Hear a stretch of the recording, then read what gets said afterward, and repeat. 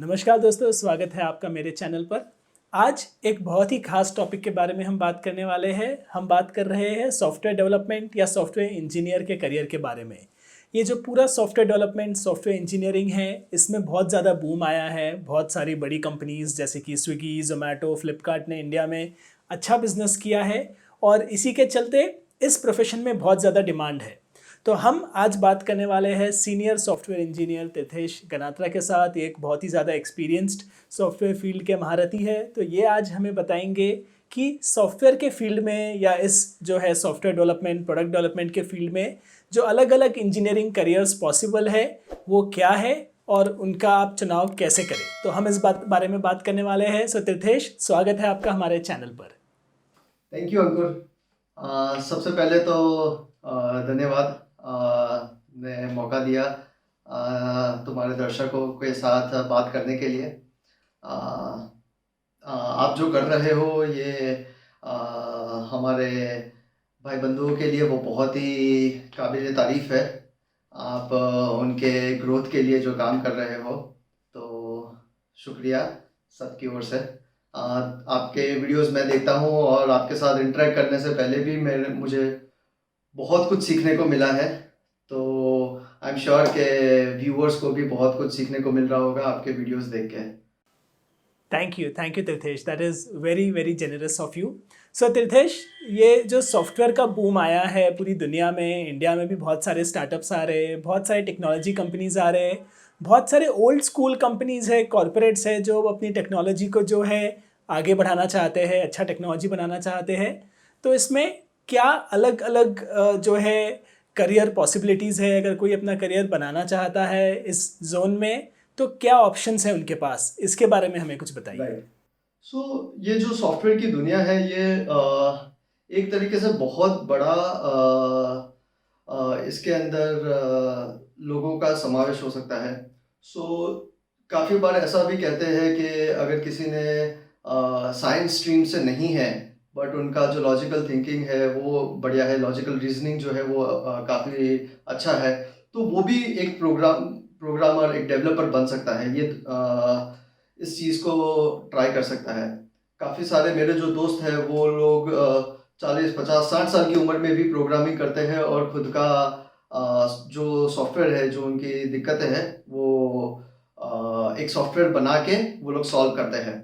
सो जैसे कि आपने पूछा है मुझे कि कितने प्रकार के अलग अलग फील्ड्स है या कितने सब फील्ड्स है सॉफ्टवेयर इंडस्ट्री में, तो ज़्यादातर लोग 2 या 3 फील्ड के अंदर मेजॉरिटीली कवर हो जाता है, बट उसके अंदर भी बहुत सारे सब कैटेगरीज हो सकते हैं। तो ये जो 3 फील्ड है, इनमें से सबसे पहला जो है वो फ्रंट एंड होता है।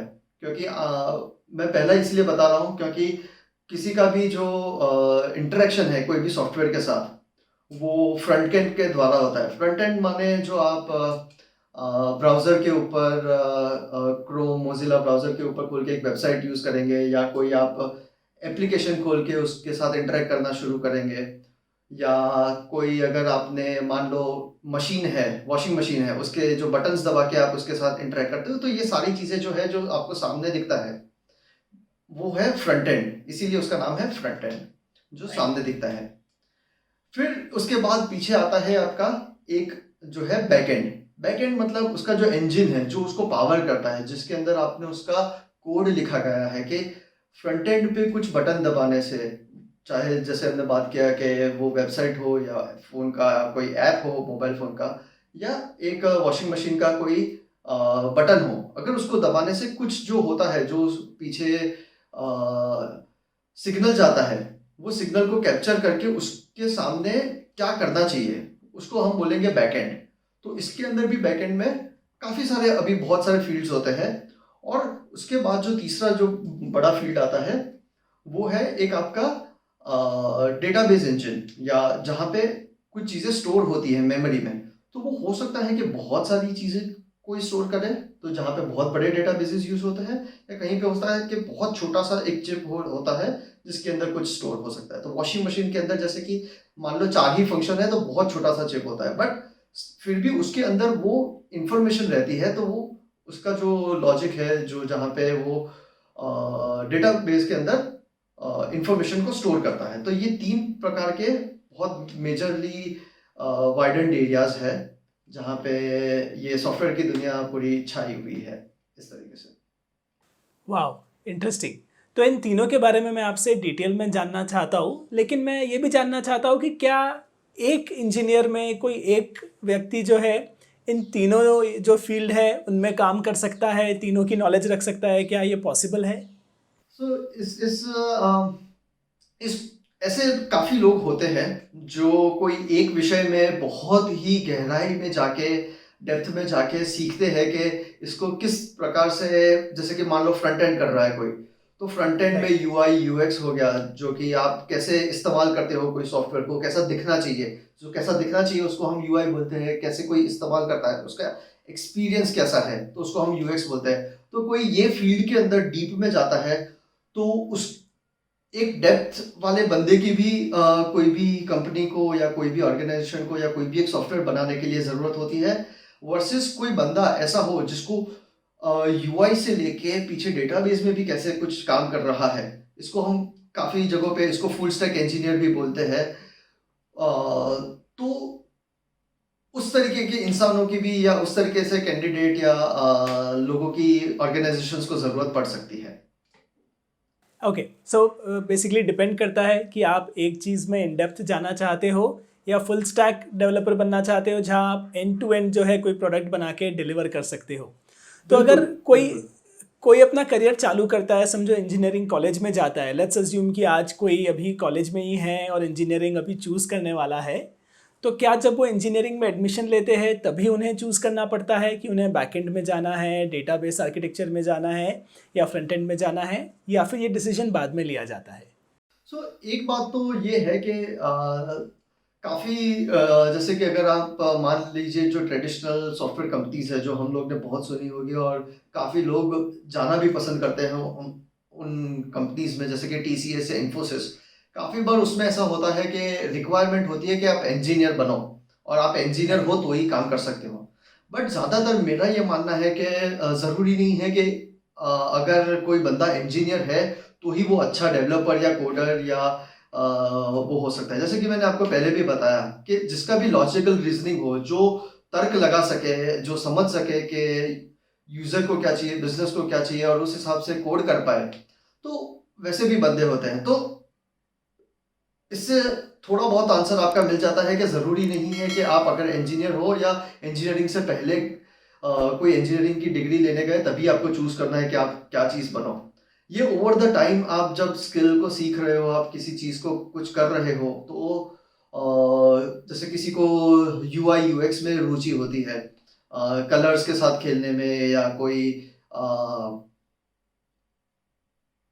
जैसे कि कोई आप बना रहे हो, वेबसाइट बना रहे हो, तो कोई एक तरीके से आपको उसको डिस्प्ले करना है, कोई एक तरीके से आपको चाहिए कि आपके यूजर्स यूज़ करें, तो कोई यूआई के अंदर डेप्थ में घुसता है। अगर आपको चाहिए कि आप कोई बिजनेस कॉम्प्लेक्स लॉजिक बनाओ, कोई आपको एमएल एआई करने में रुचि है, तो आप बैकएंड की तरफ थोड़ा पुरजोर डाल के आप अंदर मेहनत करके वो सीखेंगे।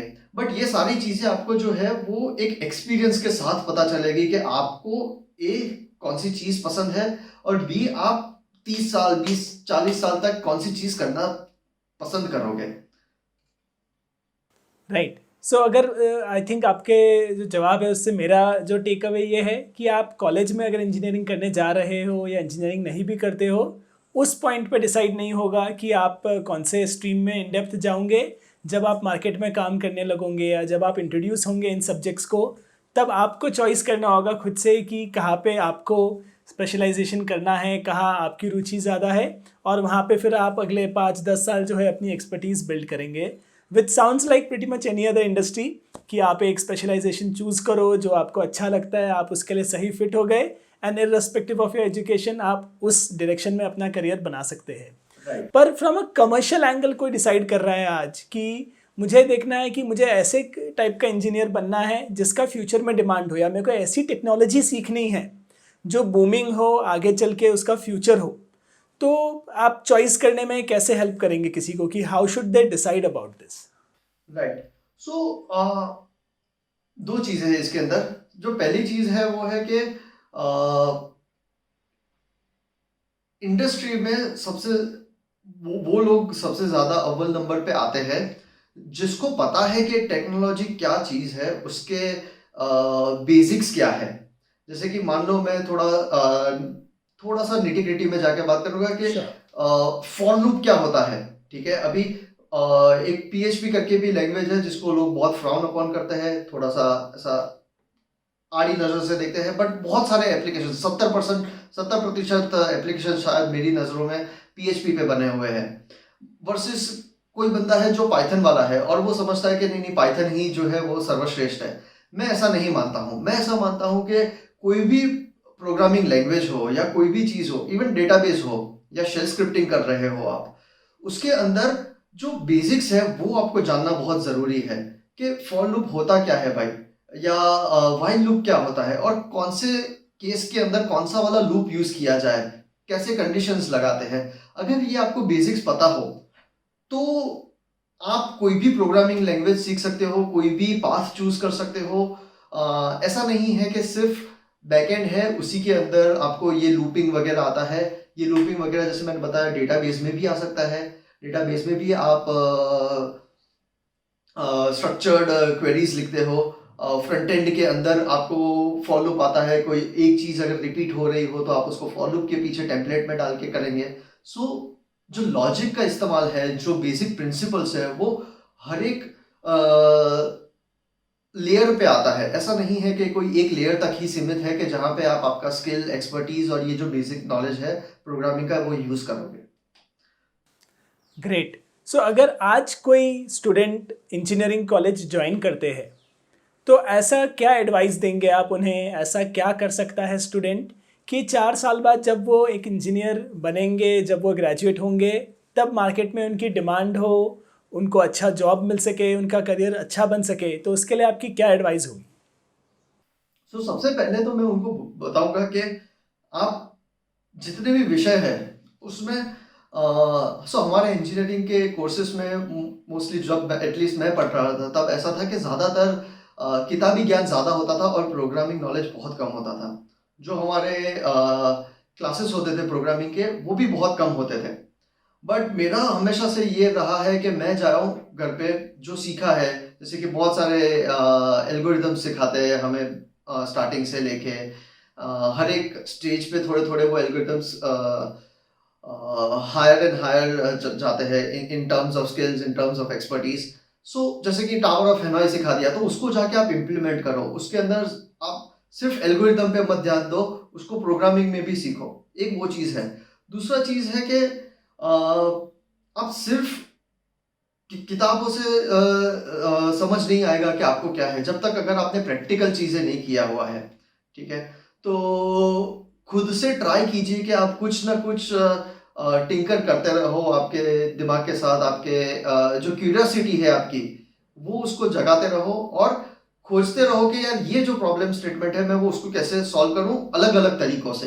एक ही प्रॉब्लम स्टेटमेंट को आप उसको रिफाइन करते जाओगे बारी बारी, एक बार, दो बार, तीन बार एक ही चीज़ किया, बट हर बार कुछ अलग ट्राई करके कुछ अगर नया सीखते हो 6 महीने बाद, थोड़े से जैसे एक सेमेस्टर हो गया और आप दूसरे सेमेस्टर में चले गए तो दूसरे सेमेस्टर में आपने कुछ और नई चीज़ें सीखी, आप वापस वो प्रॉब्लम स्टेटमेंट पे जाइए जो शायद आपने पहले सॉल्व करने का ट्राई किया है, उसको रिफाइन कीजिए। इससे जो कि क्या है कि आपको पता चलेगा कि आपने 6 महीने पहले जो लिखा था वो शायद बेस्ट ऑप्टिमल तरीका नहीं था, बट अभी जब आप लिखोगे तो एक और उसका वर्जन लिखोगे and then you can compare कि हाँ ठीक है एक ग्रेजुअल इंक्रीज हुआ है।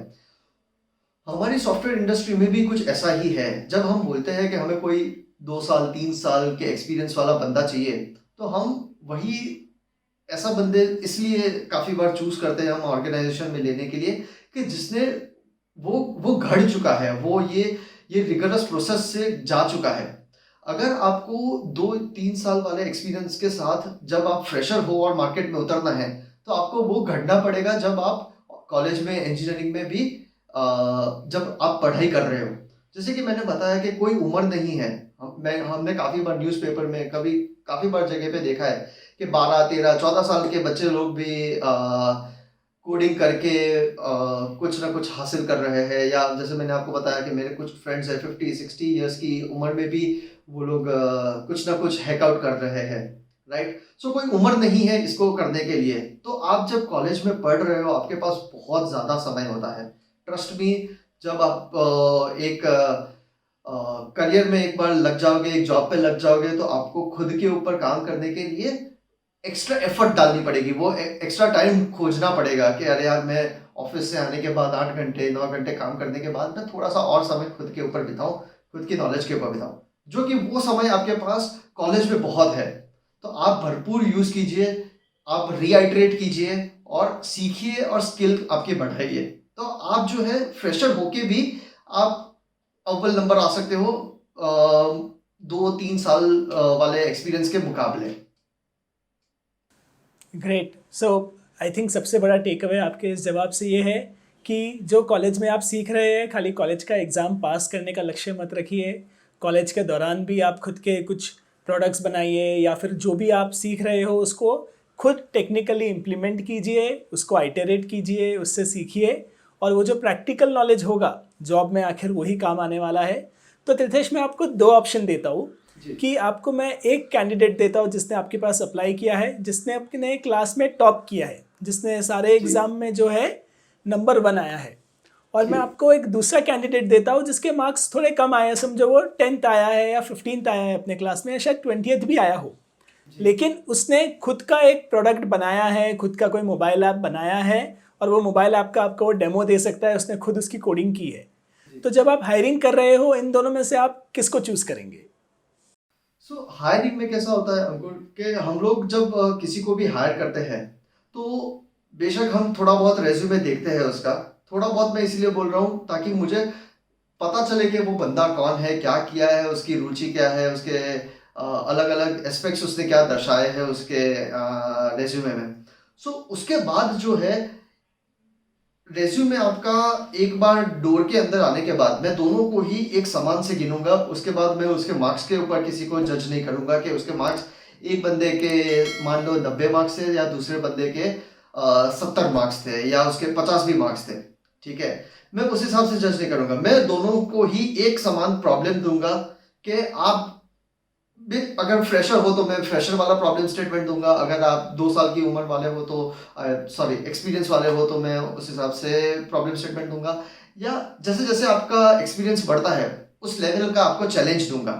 वो चैलेंज पे आप कैसे खरे उतरते हो, उस हिसाब से मैं आपको जज करूंगा कि आपका नॉलेज कितना है, और क्या आप मेरे साथ काम करने के लिए एलिजिबल हो, नहीं हो, या वगैरह स्टफ।